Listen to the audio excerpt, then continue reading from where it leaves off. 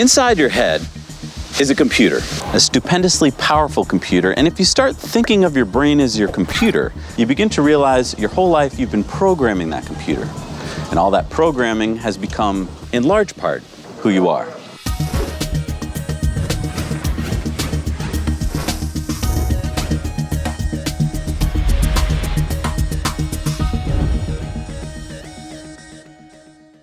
Now, most of us are not that good at programming this computer, our brain, mainly because we're not taught how our operating system works. But believe me, there are plenty of people in this world who do understand how to program your computer. Every time you see an ad or a commercial, you're being programmed. Don't you want this juicy cheeseburger? Don't you want this shiny new car? Of course you do. But why? You probably don't even know why. The programming used slipped into your computer like a virus, rewriting code and telling you that. This cheeseburger, this car will make you happy. And isn't that ultimately what we all want, to be happy? Well, wouldn't it be nice if we could program our brain ourselves to be happy, to achieve the things in life that we want, instead of having this virus code sneak into our computer and hijack our operating system? Well, guess what? We can. I developed this idea of a 5-year plan because, frankly, for most people, thinking about where you want to be in, say, 40 years is just too far off. And conversely, a 1-year plan doesn't give you enough time to realistically achieve your goals. So 5 years is what I settled on, but feel free to adjust the time frame to suit your needs. So here's the basic idea in a nutshell. What would you like your life to look like 5 years from today? We're going to take that vision of what you'd like your life to look like in 5 years, and we're going to break it down into smaller chunks of time. Year 1, year 2, year 3, and so on, and develop smaller goals to strive for each year, building up to attaining the final realization of where you'd like your life to be in 5 years. Sounds simple, right? Unfortunately, it's not. I just outlined the basic overview of how we're going to get you to your goal of what you'd like your life to look like in 5 years. The first step involves a skill that most of us have not practiced enough, a skill called imagination. Imagination. Imagination. In most cultures today, we have had imagination drilled out of our minds. With the goal of getting children to be smart, most school systems reward regurgitation of facts and rote memorization. They do not reward imagination. Yet, as Albert Einstein said, if you want your children to be intelligent, read them fairy tales. If you want them to be more intelligent, read them more fairy tales. Wait, what? What? Read them fairy tales? Why? Because reading, especially reading fiction, forces your brain to imagine. Imagine what the characters look like in your mind's eye, what the world the author is describing smells like, sounds like, how it feels. Your computer uses Java. You use imagination.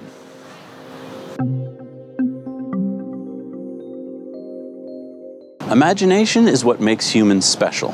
We're pretty much the only species that we know of yet that can imagine. The first step to solving any problem is, you guessed it, imagination. You can't start solving a problem until you've imagined the solution. Then and only then can you get to work employing math and physics and language and coding and art to continue with the process. If Elon Musk had not first imagined that rockets could take off and then land, well, there wouldn't be a SpaceX, a young company that today launches more rockets than any other in the world.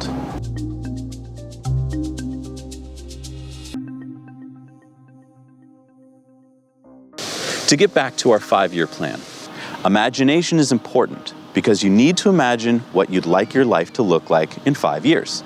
Imagination is the key. Your computer at home might use Java, but imagination is the programming language that you use to code your computer with. If you don't know how to imagine, then you don't know how to write the code your brain, your computer, needs to operate. Years ago, there were researchers who created a study to find out what made some people successful. They wanted to find out, was it a trait? Was it getting good grades in school? Was it the field they chose to work in? So they studied a bunch of college graduates and had them fill out exhaustive questionnaires, and guess what they found out? Nothing. Nothing. Nothing. They couldn't find a correlation. Good grades didn't seem to be the answer because plenty of the people with poor grades went on to earn a lot of money and be happy. The schools they went to didn't seem to matter. Whether they studied hard or were late sleepers or had cats, nothing seemed to point to whether people ended up being successful. Until one of the researchers noticed one seemingly inconsequential fact. All of the successful people did one thing the same. What was that one thing, you ask? To-do lists. We all use to-do lists. Practically nobody can go food shopping without one, right? We'd never remember to bring home the bananas if we didn't write it down. So then what's the big deal about to-do lists? If we all use them, then why isn't everybody successful? Well, it turns out the people in that research study I just talked about didn't just use to-do lists to go to the grocery store. They used to-do lists for much more than that in their lives.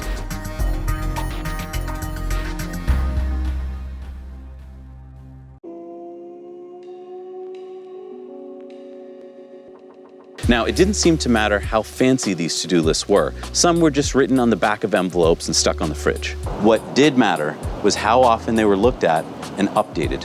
The most successful people updated their to-do lists at least daily. Why does this make sense? Because every time you update your to-do list, you're writing code into your computer. The more time updating, the more time coding your brain.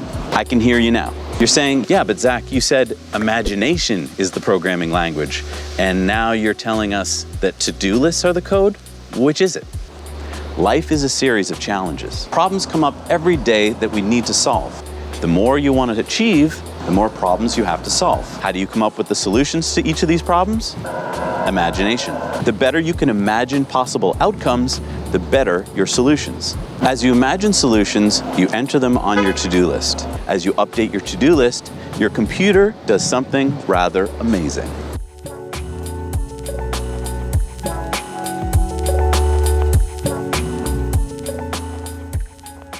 Did I mention that this computer on your shoulders here is super powerful? It can do this many teraflops of data every second. It can even operate when you aren't operating. That is, when you're asleep. Pretty cool, huh? And all you have to do to make it start working for you is clearly tell it what you'd like it to do for you. Even if it's not entirely clear how to get there, as long as you give it clear instructions about what you want, your brain will keep crunching away, trying to figure out a solution to get you what you asked it. But let me be very clear here. You have to do two things. You have to give a very detailed picture of what you want, and you have to keep programming it every day. Because don't forget, there are other viruses in the world that are seeping in daily to water down your code.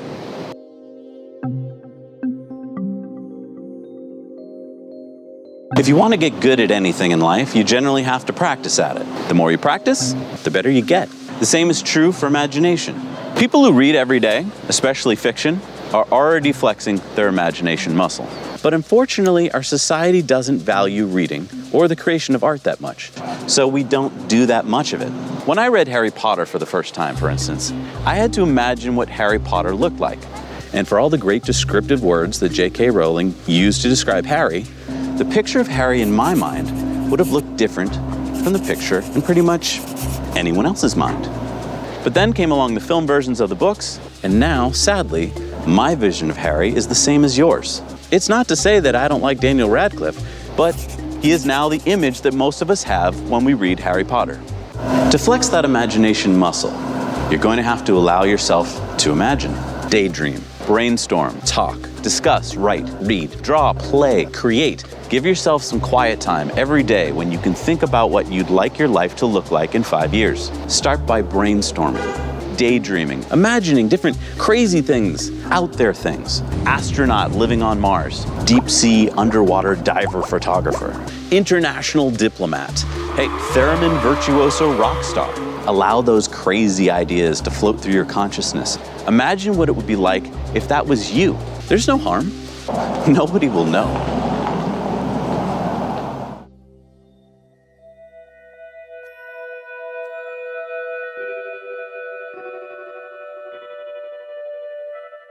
Why are you doing this? Because you've probably never done it before. This is your world, and what better way to explore it than by imagining it? It is, after all, the programming language of your computer. It is what your computer understands.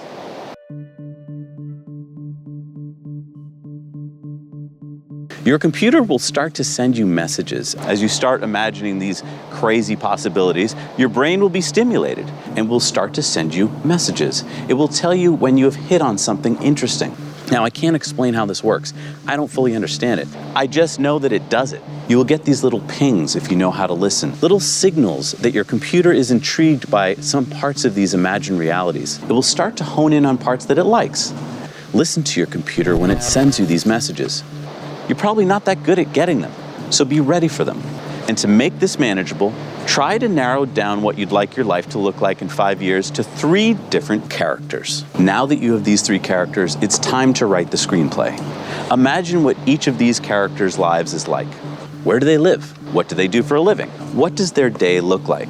The more detail you can imagine, the better. Now what's going to start happening is that you, or more specifically, your computer, is going to start focusing on one of these characters more than the others.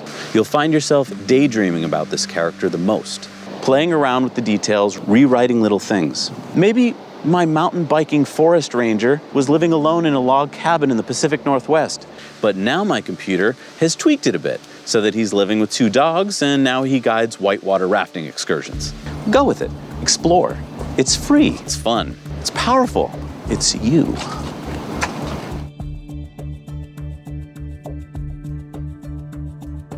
What is the enemy of imagination? Negativity. Imagination thrives in a positive ocean. Imagination dies with the word no. If I were to give you an assignment, the assignment is to write a screenplay about my life and what it looks like in 5 years. And I told you to be as creative as possible. Nothing is out of bounds. Nothing is too zany. Just go for it.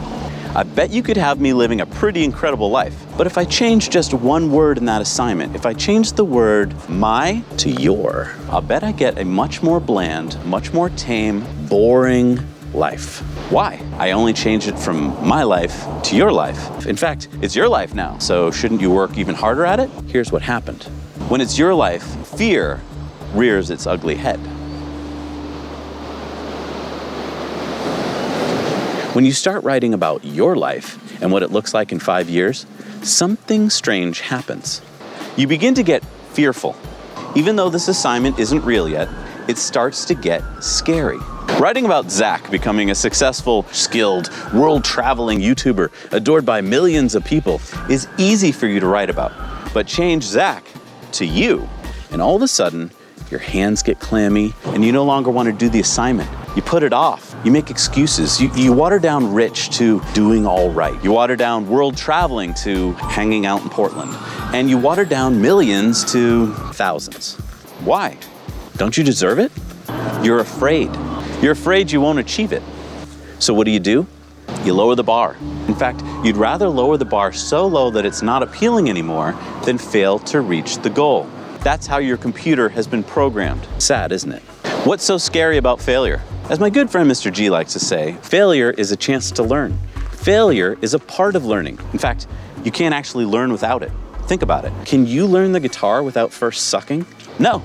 I taught guitar for years, and no student I ever taught just picked up the guitar and started playing it awesomely. Did you learn to read by picking up a book and reading? No. Failure is part of learning. And yet our educational systems don't reward failure. They don't reward risk. They reward top grades. Why do you think so many of our young people today are stressed and don't like school? Schools should be safe places to fail on the journey to learn, but they are not. So we've been programmed to fear failure, even at the expense of our learning and at our own happiness. You have been trained to respond to fear. Now let's face it, in many parts of our lives, fear is a good thing. Fear protects you from doing stupid things that could kill you. Protects you from crossing the street without looking. The fear of getting stung by hornets keeps you from batting at a hornet's nest. And even if you've never been hit by a car or stung by a hornet, you'll still fear it. Why? Because you can imagine what that would feel like and what would happen to you. Think about that for a second. We are good at imagining things we fear. We are good at imagining things we fear. And that's why we have trouble imagining being successful. As soon as we imagine something we'd like to attain, fear creeps in and says, what if you can't attain it? What will that feel like? You'll feel like a loser. And so we back off and we lower the goal. When I was saving my money and imagining what it would be like to own my Model X, Sparky, fear kept creeping into my brain too. saying things like, what if the car sucks? What if it doesn't get released on time? What if you can't save enough money for it and you never get it? And part of me wanted to back off from my goal and take the easier route, maybe just buy a Nissan Leaf instead. But fear has a weakness. You can imagine solutions to what fear throws at you. Go ahead, fear, give me your best shot. Okay, what if you go into that job interview and you don't get the job? Your first reaction, because it's so painful, is to pull away like a boxer about to be punched in the face. Oh, but don't pull away. Take the hit. Okay, fear, if I go into the interview and I don't get the job, it'll suck. And I'll actually be in the same situation as if I hadn't gone in for the interview in the first place. But at least you won't be a loser. If you don't go in for the interview, you can just tell everyone you didn't want the stupid job anyway. Yeah, but there's no way I can get the job unless I take the risk. And there you have it. Fear is risk-averse. We have been conditioned over thousands of years to be averse to risk. If there are two paths and one will bring you to the watering hole and the other one is unknown, take the known path to the watering hole. Because even though the other path might lead to a closer watering hole or a better shelter, it might also lead to a lion's den. Fear doesn't want you to get off the couch and go out into the world because the world is a big scary place and you could get hurt, whereas you're nice and safe on this comfy couch. But if you want to achieve something, you're gonna have to get off this couch. You're gonna have to flex your imagination muscle and get used to fear trying to stop you at every turn. And guess what? Fear never really goes away. And I'm kind of glad it doesn't. Fear is your check on whether you should do something. As you keep practicing this method of imagining your life, you'll get used to fear coming along for the ride. But you won't let it stop you from going after your goals. In the next episode, we'll be drilling down and showing you how to develop your 5-year plan and how to set steps to achieve it. Thank you so much for watching. Now you know. Now you know. Now you know.